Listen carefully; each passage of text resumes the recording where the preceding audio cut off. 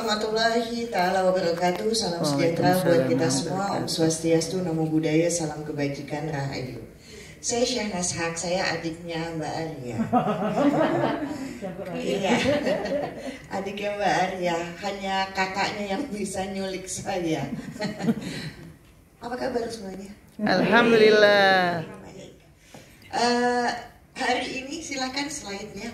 Hari ini saya akan berbagi inspirasi untuk semuanya tentang bagaimana supaya, ayo dong, dikasih kesempatan untuk berkolaborasi, lakukan yang terbaik. Tanpa ada berpikir bahwa ini menjadi sebuah kerjaan, tapi lebih ini adalah permainan yang akan diberikan oleh Sang Pencipta kepada Anda sebagai tanggung jawab.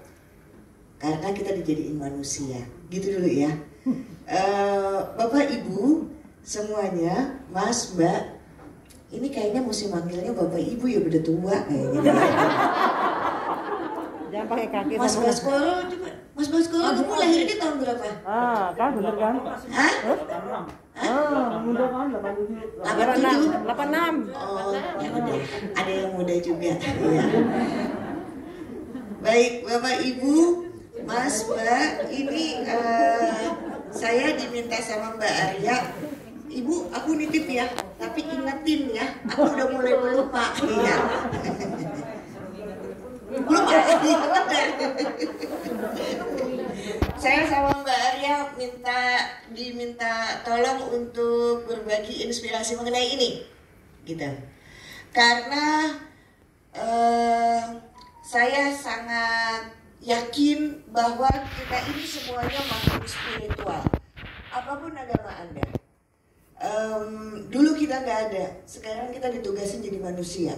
Besok kita nggak ada lagi. Artinya masing-masing dari kita punya misi jiwanya. Kalau seseorang yang punya misi jiwanya jadi penyanyi, pasti dikasih perangkat melaksanakan misi jiwanya, yaitu suaranya bagus. Jadi untuk Anda yang suaranya sumbang, percayalah, misi jiwa Anda bukan jadi penyanyi, gitu ya, nggak usah maksa, nggak usah maksa. Jadi lakukan apapun yang saat ini ditugasin sebagai makhluk spiritual yang bertanggung jawab mengerjakan pekerjaannya. Ini sebetulnya ilmu human capital yang dibikin gampang deh sama saya. Ilmu bagaimana mengembangkan manusia. Punten pisan, di depan ada pena sama kertas. Jadi banyak cengkone-cengkone yang saya omongin gak ada di slide. Tulis gitu ya. Karena saya sangat percaya bahwa gerakan motorik tangan itu nyambung ke otak, keingetan. Yang kedua, bagaimana ilmu ini bisa hebat? Ya mesti praktek gitu loh. Gak bisa saya ngajarin orang bisa bawa mobil kalau nggak nyoba gitu kan. Teori doang, mesti nyoba, mesti ketabrak-tabrak, mesti salah, mesti nggak benar gitu. Dan yang ketiga adalah kalau dapat ilmu jangan dikunyah, ditelan sendiri, nanti nggak berkah ilmunya. Ajarin lagi sama orang lain. Makanya perlu ditulis. Soalnya banyak sesuatu yang saya jelaskan tapi nggak ada di slide. Nanti slide ini silakan minta sama Mas Baskoro kalau ada yang butuh. Slide selanjutnya. Bapak Ibu, Mas Mbak, ini sebuah penelitian yang dilakukan oleh neurologis sama para dokter yang buat nyembuhin adiksi sama pasien morfin. Dia pengen tahu gitu ya, kenapa orang pakai obat-obatan untuk memulihkan level emosinya. Ditemukanlah ada 9 level emosi manusia. 6 negatif dan positifnya cuma 3. Pantaslah being a nice person emang kita perlu upaya. Nggak bisa begitu aja. Mesti ada usaha. Oke. Bagaimana caranya? Lihat ya, lihat baby step nih. Yang pertama adalah kalau misalnya negatif yang paling dasar itu dalam penelitian disebut adalah level emosi yang apatis. Oke? Supaya kita bisa naik level, nggak boleh ngomong jangan. Jangan apatis, jangan apatis. Karena ternyata kata mereka, kata jangan itu adalah di otak manusia diterjemahkan lakukan. Jangan ngebayangin kambing pakai kacamatanya pink, pintanya hijau gede. Langsung dibayangin ya. Jadi pengganti kata jangan apa? Embracing. Ngaku aja, peluk, nggak enaknya itu terima, karena emosi manusia itu nggak pernah stabil. Bagaikan di tangan Tuhan digoyang-goyangin aja, ya kan? Punten bisa. Siapa yang pernah kehilangan orang yang kita cintai dalam kondisi meninggal? Saya. Masih bisa makan kan? Dalam kondisi kita hancur, kita masih bisa nelen makanan. Itu menunjukkan bahwa emosi manusia nggak pernah stabil, walaupun nggak ada rasanya tuh makanan ketelan, iya kan? Oke. Jadi ngaku aja bahwa kita itu lagi tidak baik-baik saja, nggak apa-apa, nggak apa-apa, ngakuin aja gitu loh. Karena nanti akan lama-lama dia naik, begitu. Oke, lihat, yang paling dasar adalah apatis.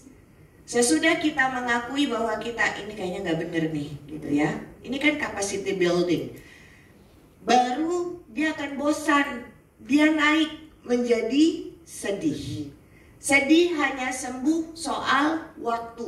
Hanya waktu yang menyembuhkan kesedihan manusia. Nggak bisa orang lain. Jangan sedih, nggak bisa. Hanya waktu, sesudah lama-lama bosan nih sedih, dia naik lagi, gitu ya. Begitu kan? Capek nih kayaknya nangis mulu ya, udahlah selesai gitu kan? Iya, dia akan naik menjadi takut. Lihat ya Bapak Ibu, punten, Ibu namanya Bu Puspa. Kalau saya ngadu sama Bu Puspa, Ibu, aku takut. Bu Puspa bilang, jangan takut Ngas, maka akan keluar air mata saya. Turun jadi sedih lagi. Paham ya? Ya. Jadi supaya sedih itu selesai oleh waktu, maka dia naik menjadi takut. Takut itu karena belum bisa. Contoh, saya nggak bisa baca, disuruh baca di depan kelas, kenceng-kenceng, dilihat segitu banyak pasang mata yang julid banget nih mata-matanya nih. Takutlah saya, ya kan? Oke. Maka bagaimana mengatasi rasa takut? Belajar untuk bisa. Tadi contohnya baca ya.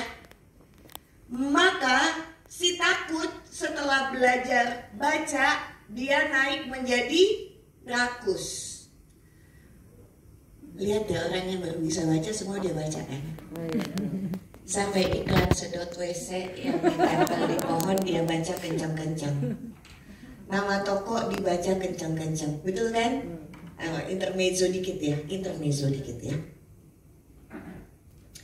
Waktu anak saya baru bisa baca nih Mbak Arya ya, terus lagi duduk sama-sama kan, sama Gilang. Nama suami saya masih itu ya, belum ganti. Dengan laku. Nah, kemudian anak saya bilang begini, Ibu, ML itu apa? Hah? Iya, ML itu apa? Masih kecil baru bisa baca dia. Saya berusaha menjelaskan dengan yang sangat normatif. Itu adalah sebuah kegiatan laki dan perempuan dalam ikatan pernikahan untuk bisa punya anak kayak kamu. Hah? Dia bilang begitu. Enggak, aku baca di sini ML ini apa? Dia oh my goodness, ternyata mililiter, dia baca Coca-Cola, Mak. Iya. Kan ada yang kalengnya tuh ML gitu. Jadi semua dia baca. Oke, jadi Bapak Ibu, kesan moralnya apa? Kenapa sih dalam berkelompok Anda mesti marah kalau misalnya ketemu sama anggota kelompok atau orang lain yang ngomongnya gede? So tahu. Orang yang ngomongnya kayak begitu, dia baru bisa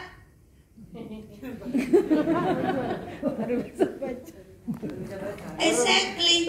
Dia baru tahu tuh ilmu, makanya dia ngomongnya kenceng, so tahu lagi. Karena kalau dia sudah tahunya lama, kecenderungannya diam dan mendengar dan mengamati, betul ya? Kenapa mesti marah sama orang kayak gitu? Kudu kesian, sian lu baru tahu. Nah, gitu. Kemudian si rakus akan naik level emosinya menjadi marah. Karena dia ketemu sama orang yang baru bisa lainnya. Padahal kebenaran itu bagaikan mangkok dipecahin ke bumi dan masing-masing memegang kepingan yang berbeda. Setuju ya? Ketika kita menghadapi sebuah perbedaan dan saling otot-ototan memegang perbedaan itu, karena sama-sama hanya memegang kepingan yang berbeda, keluar jadinya marah level emosinya.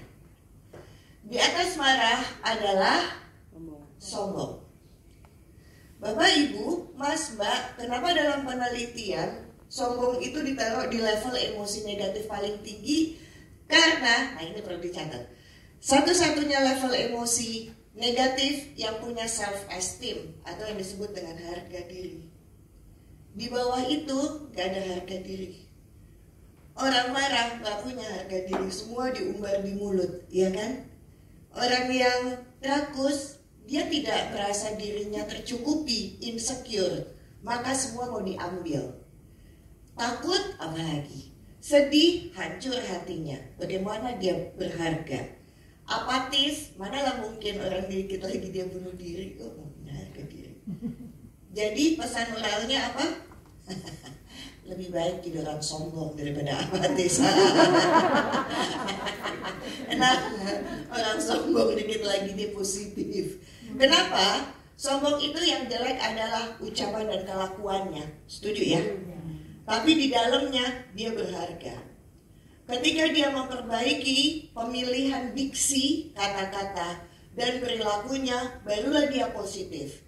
Dia menerima apapun tugas dari pekerjaan ini, semangat karena semangat mengerjakan, menerima hasilnya, dan yang paling tinggi level emosi dalam penelitian itu adalah damai. Ibu bapak, damai itu bahasa spiritualnya adalah ikhlas.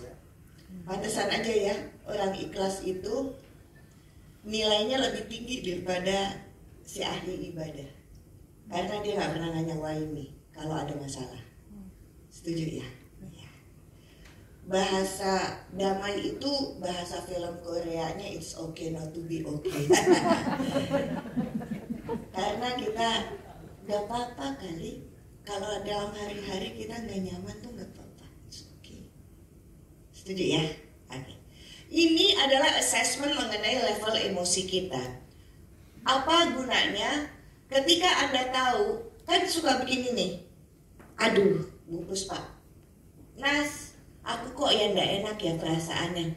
Emang kenapa? Gak tahu, gak enak aja. Ini alat bantunya untuk mengetahui, kasih nama emosinya apa, ya. Ketika tahu dia ada di daerah negatif, Bapak, Ibu, Mas, Mbak, Anda tidak boleh bicara. Karena kalau Anda bicara, pasti yang keluar omongannya jelek. Oke deh, nggak bicara, aku nulis ya. Boleh, tapi buat bahan evaluasi sendiri ya. Jangan nulis di sosial media. Karena sekarang zamannya digital 4.0. Artinya apa? Semua flexing dipamerin. Bukan hanya kekayaan saja, atau hubungan dengan anak, dengan suami, dan segala macam. Emosi pun dipamerkan di situ. Iya kan? Contoh, aku sama Baskoro mana? Aku ya, cuma tahunya Baskoro. Saya lagi ribut sama Mas Baskoro misalnya. Kemudian Mas Baskoro tidak menulis nama saya, Syahnas Haq gitu ya. Kamu punya Instagram kan? Kalau yang lain kayaknya mukanya muka-muka